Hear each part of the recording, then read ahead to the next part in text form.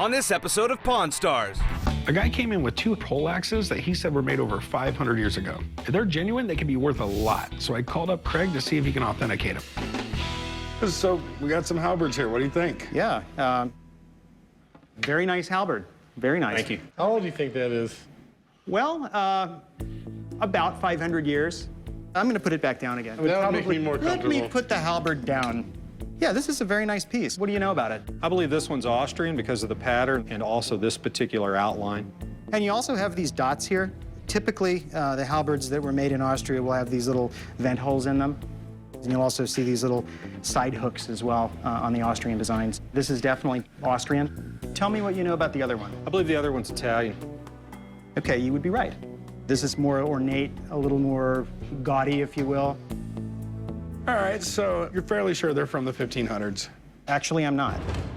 These are halberds, and halberds were used during the 1500s. The wood on these break and are repaired and replaced. This is not original wood. So it's made in the style, but that's not a big deal. The real question is, are the heads real?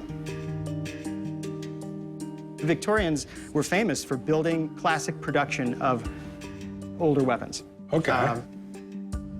The thing that really concerns me about this piece is that the steel is really flimsy. I wouldn't want to be hit by this, but you know, you whack somebody wearing armor with this thing, it's liable to bend or break. I'll conclude that this is probably from the Victorian period and is what I call the decorator piece. I disagree. You think it's not original because it's flimsy, but that thing is hand forged, and I believe it's original based on what I've studied. They were hand forging things in the Victorian period too. So what about this one? Okay, this one, taking a close look, it does have a foundry marking on it. The Victorians really didn't worry about foundry markings because that's not the point, okay? They were building something for you to hang up on your wall. The steel is very strong. I mean, that's very strong steel. It's not bendy at all. This is a weapon. This is not something you'd hang on the wall just to look cool. I can tell you this is real. So give me an idea. What do you think they're worth? This one is, again, not for you. If you wanted to buy this, I'd pay no more than $600 or $700. This one, if you want one of these, I can get you one for $1,500. No, they're worth a lot more than that. If you think you can find these on the internet for $1,500, knock yourself out, because it's not going to happen.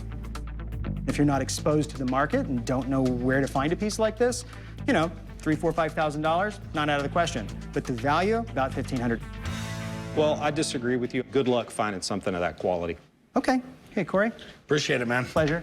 Chumley, take care. Sir, have a good day. Disagree, but good to see you. Hey, good to see you too.